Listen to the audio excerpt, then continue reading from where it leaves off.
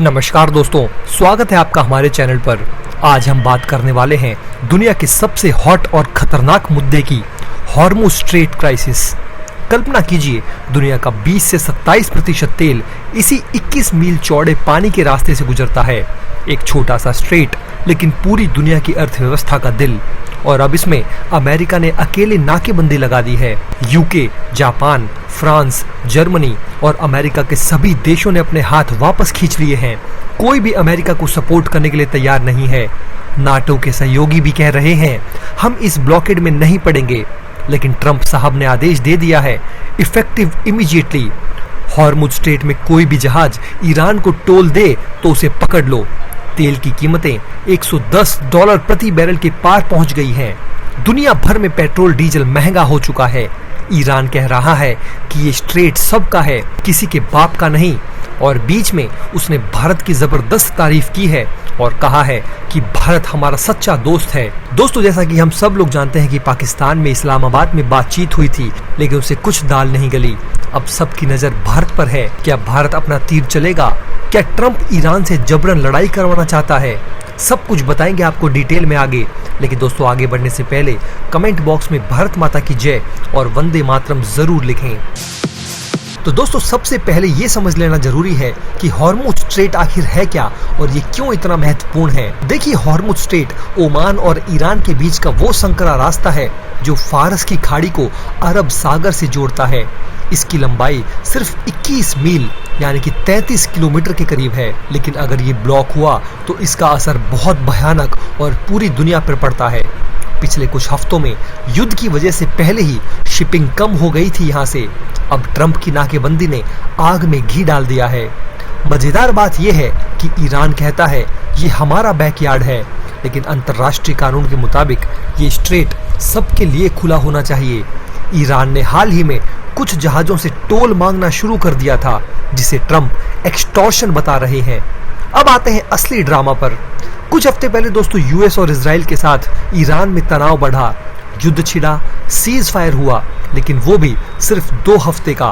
पाकिस्तान की राजधानी इस्लामाबाद में लंबी बातचीत हुई, 21 घंटे की रिकॉर्ड मैराथन बातचीत। यूएस की तरफ से वाइस प्रेसिडेंट JD वांस गए। ईरान ने कहा, हम गुडविल से आए थे, लेकिन 20-21 घंटे की बातचीत में कोई डील नहीं बनी। मुख्य मुद्दा था ईरान का न्यूक्लियर प्रोग्राम। ट्रंप साहब कहते हैं, नो न्यूक्स, कभी न्यूक्लियर हथियार नहीं बनाओगे। लेकिन ईरान कहता है कि ये हमारा अधिकार है। इस बातचीत में बात नहीं बनी तो ट्रंप ने ट्विटर पर पोस्ट किया, effective immediately, US navy the finest in the world will blockade any and all ships in the Hormuz straight. Pakistan की कोशिश बेकार गई। पाकिस्तान शांति करवाने में हीरो बनना चाहता था, लेकिन अब उसकी भी बेइज्जती हो गई है। ट्रंप ने साफ कहा है, ईरानी जहाजों को रोकना है। जो भी जहाज ईरान को टोल चुकाए उसे पकड़ो, चाहे वो किसी भी देश का हो। यूएस नेवी ईरानियन पोर्ट्स और कोस्टल एरियाज पर ब्लॉकेड शुरू कर दिया है। इसका मकसद है ईरान को इकोनॉमिकली दबाना, ताकि वो पूरा स्ट्रेट खोल दे और न्यूक्लियर डील पर मान जाए। लेकिन इसका असर ऑयल प्राइसेस पर पड़ना शुरू हो गया है।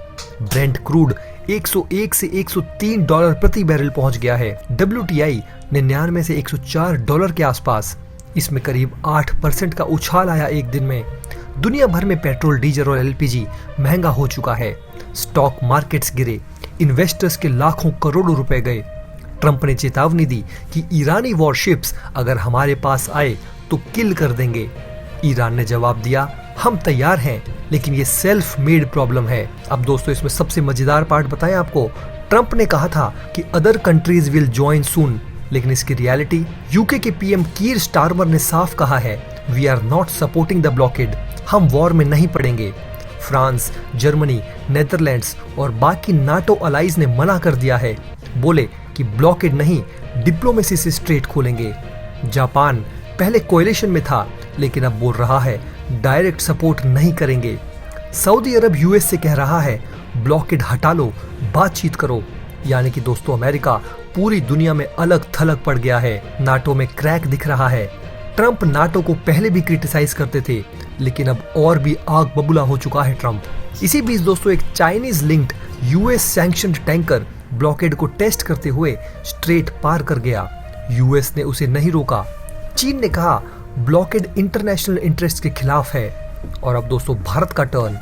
ईरान के एम्बेसडर मोहम्मद फताली ने कहा कि भारत से हमारा अच्छा कांटेक्ट है, इंडियन शिप्स ने टोल नहीं दिया, स्ट्रेट ऑफ हॉर्मुज सब देशों का है। ईरान ने भारत की तारीफ की, भारत ने न्यूट्रल स्टांस रखा है, सेफ पैसेज इंश्योर करने की कोशिश की है। पाकिस्तान ने बातचीत तो जरूर करवाई लेकिन फेल हो गया। अब सबकी नजर भारत पर है। क्या भारत मीडिएटर बनेगा या अपना इंटरेस्ट देखेगा? दोस्तों एनालिस्ट कह रहे हैं कि ये प्रेशर टैक्टिक है डील के लिए, लेकिन रिस्क है एक्सीडेंटल क्लैश, ऑयल शॉक और ग्लोबल रिसेशन का। हमारा ऑयल इंपोर्ट का बड़ा हिस्सा यहाँ से आता है। ईरान सच्चा दोस्त रहा है। अब भारत स्मार्ट डिप्लोमेसी खेल सकता है, पीस टॉक प्रमोट करे, एनर्जी सिक्योरिटी इंश्योर करे। दोस्तों ये था पूरा मामला। क्या ब्लॉकेट काम करेगा या बातचीत से सुलझेगा? भारत को इसमें क्या करना चाहिए कमेंट में जरूर बताएं।